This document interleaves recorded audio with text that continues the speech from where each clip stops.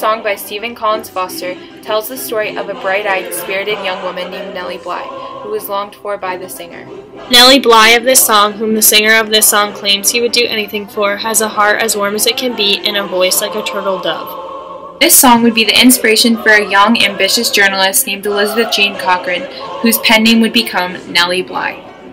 14 years after this song was written, on May 5th, the year 1864, Elizabeth Jane Cochran was born to the distinguished Cochran family. Her father, a wealthy landowner, businessman, judge, and father of 15, named Michael Cochran, was the namesake of the town they resided in, Cochran's Mills, Pennsylvania. Her mother, Mary Jane, Michael's second wife, was a modest housewife.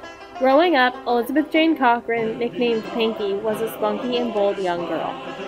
At the young age of 6, tragedy struck the Cochran family. Elizabeth's father died. Besides being a devastating loss, the death of Elizabeth's father was a financial setback. Mr. Cochran left nothing to his second wife and their children. They were forced to sell their house, an opulent mansion, and the family was thrown into hard times. In search of financial stability, Elizabeth's mother, Mary Jane, sought a new husband. In her hurried efforts, Mary Jane made an injudicious decision and married an abusive man named John Jackson Ford.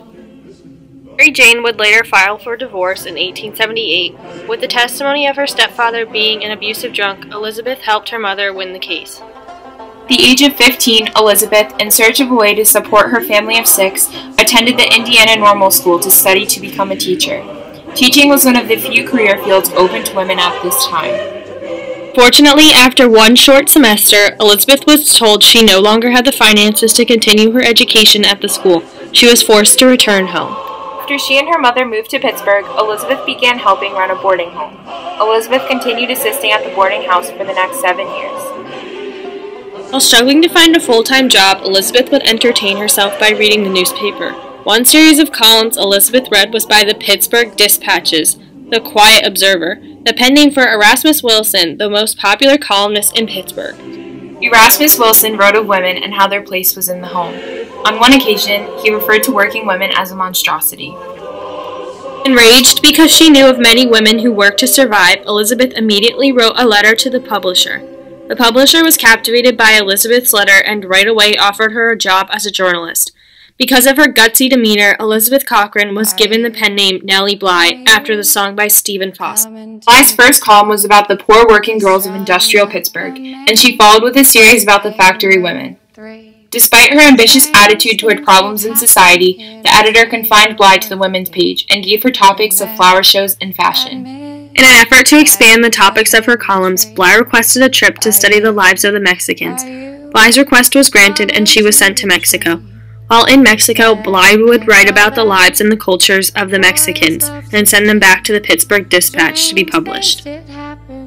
Despite her impressive work in Mexico, when Bly returned to Pittsburgh, she was not promoted, and the editor continued to restrict her to the women's page. Bly needed a way to move forward in her career, and it looked like the only way to further her career was by her work and her work alone. Nellie left a note on Wilson's desk that plainly laid out her plans. "Dear QO, I am off for New York. Look out for me. Bly." Nellie Bly, adventurous and spontaneous, was willing to follow her career wherever it led her. After leaving the Pittsburgh Dispatch in 1887 for New York City, Bly found herself penniless. After 4 months, she talked her way into the offices of the prestigious Joseph Pulitzer's newspaper, The New York World. She took on an undercover assignment for which she agreed to fake insanity to investigate reports of brutality and neglect at the Women's Lunatic Asylum on Blackwell's Island, New York. The real Nellie Bly began to show through her work at this time in the asylum. After a night of practicing deranged expressions in front of a mirror, Bly checked herself into the Women's Lunatic Asylum on Blackwell's Island. And so the insanity began. While in the boarding house, she refused to go to bed, telling the boarders she was afraid of them, and they had appeared as crazy images inside of her mind. The boarders soon determined that she had really been crazy, and they summoned the police. From there, the police took her to a courtroom and presented her to a judge. While in front of the judge, Bly pretended she was stricken with amnesia. At this point, the judge concluded that she had been drugged. From there, she was examined by many doctors who all declared her insane and positively demented. Some called her a hopeless case, and they said that she needs to be put somewhere where someone can take care of her. The head of the insane pavilion at Bellevue Hospital pronounced her undoubtedly insane. The case of the pretty, crazy girl attracted media attention. "Who is this insane girl?" asked the New York Sun. The New York Times wrote of the mysterious waif with the wild, hunted look in her eyes and her desperate cry, "I can't remember, I can't remember." Bly was committed to the Blackwell Asylum. She experienced conditions firsthand. The food consisted of gruel broth, spoiled beef, bread that was a little more than dry dough, and dirty, undrinkable water. She noticed the dangerous patients were tied together with ropes. The patients were made to sit for much of each day on hard benches with little protection from the cold.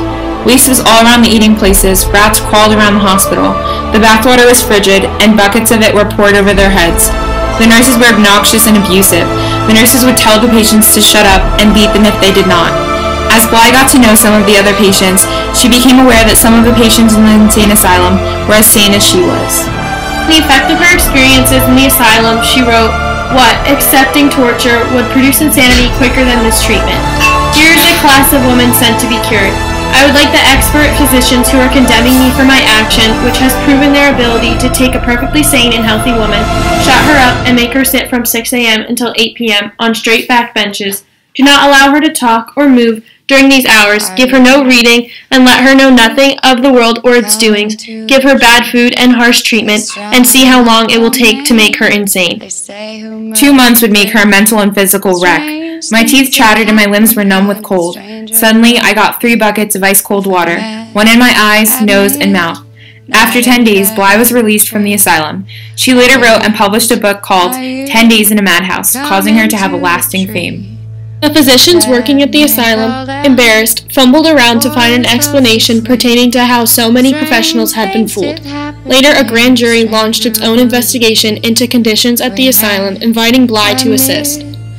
The jury's report recommended the changes she had proposed, and it called for increased funds for care of the insane, and prompted an $850,000 increase in the budget of the Department of Public Charities and Corrections. They also made sure that future examinations were more thorough, so that only the seriously ill actually went into the asylum. In 1890, inspired by Jules Verne's book Around the World in 80 Days, Nellie Bly departed from Pittsburgh to set sail for her trip around the world, with the goal of making the round trip in 72 days. In Bly's book, Around the World in 72 Days, Bly clearly lays out her plans for her journey. She writes, "This day came to me one Sunday. I had spent a greater part of the day and half the night vainly trying to fasten on some idea for a newspaper article. It was my custom to think of ideas on Sunday and lay them before my editor for his approval or disapproval on Monday. But ideas did not come that day, and 3 o'clock in the morning found me weary and with an aching head tossing about in my bed. At last, tired and provoked at my slowness in finding a subject, something for the week's work, I thought fretfully, I wish I was at the other end of the earth. And why not? The thought came to me, I need a vacation, why not take a trip around the world?" The next day, Nellie Bly approached her editor shyly and requested permission to take the trip and have the opportunity to write about it. She was nervous to present her ideas to him because she thought he would view the idea as too wild and visionary. To her surprise, her editor agreed. He said to her, "If you want to do it, you can do it. The question is, do you want to do it?" At this point, Bly responded, "I want a dress that will wear for 3 months," and off she went in search of a dress she could wear for the entire 3-month expedition. Bly began to prepare for her trip.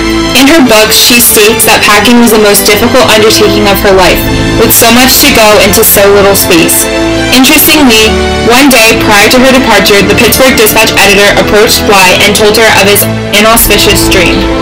When I was told the next day that I was going around the world, I felt a prophetic awe steal over me. I feared that time would win the race and that I would not make the tour in 80 days or less.